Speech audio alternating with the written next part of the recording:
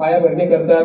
परंतु मग महाराजांना आम्ही असं म्हटलं की या ठिकाणी आपल्याला ऑक्सिजन निर्मिती करणं गरजेचं आहे, वातावरण निर्मिती करणं गरजेचं आहे. आणि विविध पूजनामध्ये सांगितलं जसं प्राणी पूजन करतो आपण, त्याच पद्धतीनं वनस्पती पूजन, वृक्ष पूजन व्हावं हा हेतू डोळ्यासमोर ठेवून सुमारे 125 वेगवेगळ्या झाडांची या ठिकाणी आज आपण लागवड करणार आहेत, वृक्षारोपण करणार आहेत. आणि आनंदाची गोष्ट आहे की तुम्ही या कार्यक्रमाला आले. म्हणजे विषय असा आहे की दोन वेगवेगळे आश्रम आहेत, एक राजकारणातला आश्रम म्हणूया आणि दुसरा अध्यात्मातला. आता अध्यात्मातल्या आश्रमामध्ये घेऊन चालणारे आपले गुरुमावले आहेत, ते सबळ आहेत, परंतु राजकारणात त्यांचं जरा जमत नाही.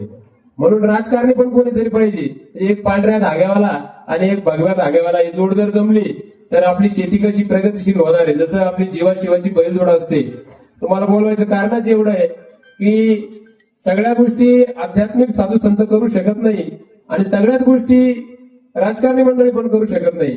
डॉक्टर साहेब आपण आलात, जास्त वेळ मी घेणार नाही, परंतु आवर्जून आपल्याला एवढंच सांगतो की तुम्ही या ठिकाणी आलात, आमच्यासाठी खूप मोठं योगदान आपलं आहे.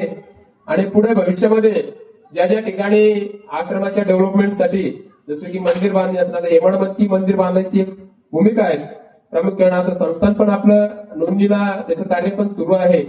तर जशा पद्धतीने ज्या ज्या गोष्टीची संस्थांच्या निर्मितीसाठी आम्हाला गरज पडेल, तर एक संस्थांचा सेवक म्हणून, एक आमचे मोठे बंधू म्हणून, मार्गदर्शक म्हणून तुमची दिल्लीपर्यंत चांगली मजल आहे.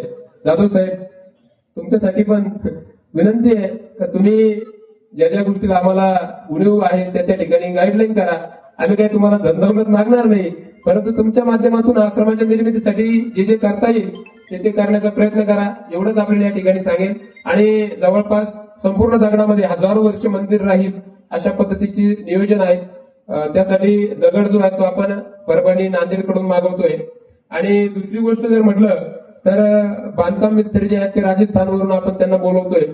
जसं देवगड संस्थान निर्माण झालं, जसं श्री क्षेत्र गोदाधाम संस्थान निर्माण झालं, त्याच पार्श्वभूमीवर शिवनाधाम संस्थान हे डेव्हलपमेंटकडे जावं. आणि याचा मागचा उद्देश एक आहे की गव्हाणे साहेब, दारूच्या दुकानाचं लायसन्स पटकन मिळतं, पण आम्हाला संस्थांचं रजिस्ट्रेशनचं काम पटकन करता येणार. म्हणजे ही शोकांतिका आहे. तसं दारू प्या म्हणणारे पटकन भेटतील, पण दारू सोडा म्हणणारे पटकन भेटणार नाही. म्हणून हे मंदिर बांधायचंय. निदान इथं आल्यानंतर पायरी चढताना युवकाला वाटलं पाहिजे की आपली ही ऋषी परंपरा आहे आणि ऋषी परंपरेनुसार आपल्याला या ठिकाणी वसनात तिकडे जाताना वेदाचा अभ्यास आपण केला पाहिजे, शास्त्राचा अभ्यास आपण केला पाहिजे, पुराणाचा अभ्यास आपण केला पाहिजे. जर भविष्यामध्ये आपण ही अशी जी आता वृद्ध मंडळी बसलेली आपण हे काम तुम्ही ते एकदम टाकाटक मध्ये, कारण यांचे जे संस्कार